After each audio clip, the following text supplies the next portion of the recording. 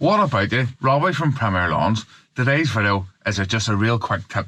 My window's all steamed up and I have this really good way to clear it, and it takes virtually no time at all.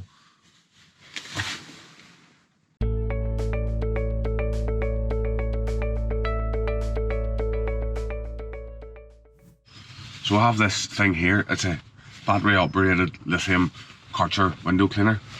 It's really good for moving the condensation off the window. A lot of guys that have aircon and stuff obviously don't need these here, but if you clean your window with a rag and you leave the rag in the van, what happens is the water transfers back onto the window. So if you use these here, it takes the water out of the van. So look, I'll just show you in action.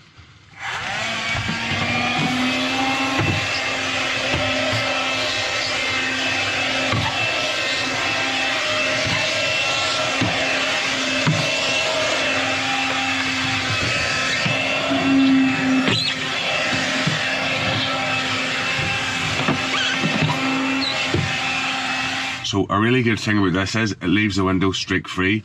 If you got a rag or whatever and give it a wipe, you'd have streaks all over the window, where this here is streak free.